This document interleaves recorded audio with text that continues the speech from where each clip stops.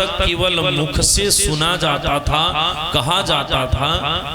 गुरुकुल में पढ़ाई कैसे होती थी? पहले कलम कॉपी पेंसिल कुछ भी नहीं था।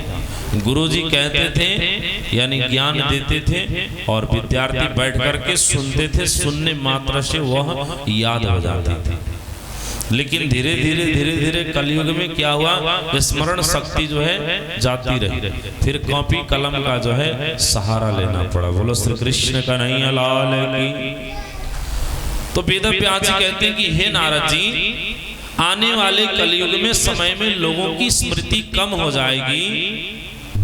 यह सोच करके जो ज्ञान केवल मुख से कहा जाता था और कानों से सुना जाता था, उस ज्ञान को हमने ग्रंथ का रूप दिया। 4 वेद का हमने रचना किया, यानी ज्ञान को 4 खंडों में हमने बांटा। ऋग्वेद, यजुर्वेद, सामवेद और अथर्ववेद। सामवेद में जो है गायन विद्या आदि जो है कैसे है उसका ज्ञान सामवेद में। यजुर्वेद में यज्ञ की किस प्रकार से विधान है उसका हमने निरूपण किया, और उसी प्रकार से 4 वेद को जो है 6 शास्त्र में फिर हमने उसको विभाजन, और उसी 4 वेद और 6 शास्त्र का निचोड़ हमने 17 पुराण को जो हमने रचना किया। लेकिन हे नारद जी, उन 17 पुराणों में की रचना करने में हमसे भूल हो गई। भूल क्या हुआ कि जिस पुराण को हमने रचना किया उस पुराण में, जैसे शिव जी का पुराण है तो शिव जी को ही हमने सर्वोपरि बताया, और विष्णु पुराण में भगवान विष्णु को ही सर्वोपरि बताया, और देवी पुराण में देवी को ही सर्वोपरि बताया।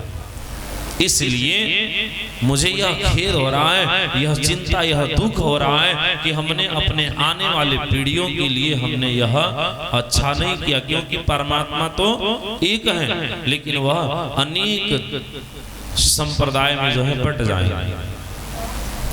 इसलिए हम बहुत ही दुखी हैं, और यह सारे करने के बाद भी जो है हम असंतोष बैठे हुए हैं, चिंतित बैठे हुए हैं। बोलो श्री कृष्ण कन्हैया लाल की।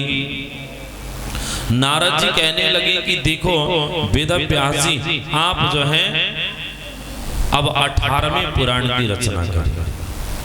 18वां पुराण में जो है आपने श्री कृष्ण की लीला जो आपने विष्णु पुराण में भी गाया, लेकिन वह अधूरा आपने भगवान विष्णु की जो 24 अवतार की लीला हुआ करता इस धराधाम में, केवल उसी को आपने प्रधान बताया।